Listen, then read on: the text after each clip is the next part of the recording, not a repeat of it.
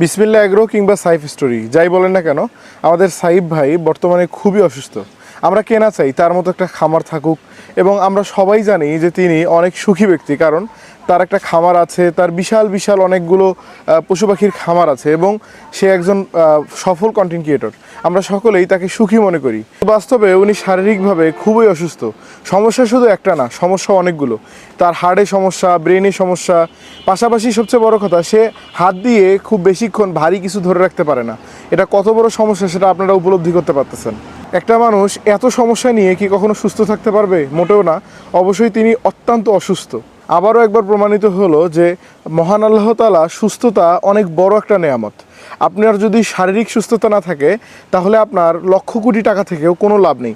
শারীরিক সুস্থতাই হচ্ছে আসল মানসিক শান্তি। আমরা যে কোনো মানুষকে বাইরে দেখে বিভিন্নভাবে জাজ করে ফেলি যে হয়তো মানুষটা অনেক সুখী, মানুষটা সফল, মানুষটার এ আছে ও আছে, হয়তো মানুষটা অনেক সুখী।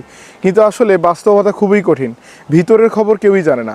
তার বাস্তবতা এবং তার শারীরিক অসুস্থতাতে সে ধীরে ধীরে উদ্বিগ্ন হয়ে যাচ্ছে এবং মানসিকভাবে ভারসাম্যহীন হয়ে যাচ্ছে।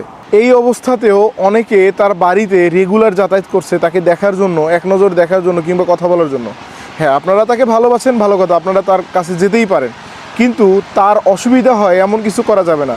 যখন সে তার এই ভিডিওর মাধ্যমে আমাদের এত বড় একটা নিউজ সে জানালো, অবশ্যই আপনাদের প্রত্যেকের উচিত, যারা বিবেকবান মানুষ, এই দ্বিতীয়বার যেন এই ভুলটা আর না হয়। কারণ সে শারীরিকভাবে অত্যন্ত অসুস্থ, তারও মানসিক একটা স্পেসের প্রয়োজন আছে, তারও মানসিক প্রশান্তির প্রয়োজন আছে।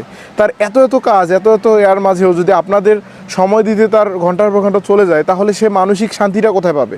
তাই আমি অনুরোধ করব, যারা যারা আপনাকে যারা যারা তাকে বিভিন্নভাবে বিরক্ত করেন, হ্যাঁ আপনারা তাকে ভালোবাসেন ঠিকই, কিন্তু এমনটাও করা যাবে না যাতে তার মানসিকভাবে সে ভারসাম্যহীন হয়।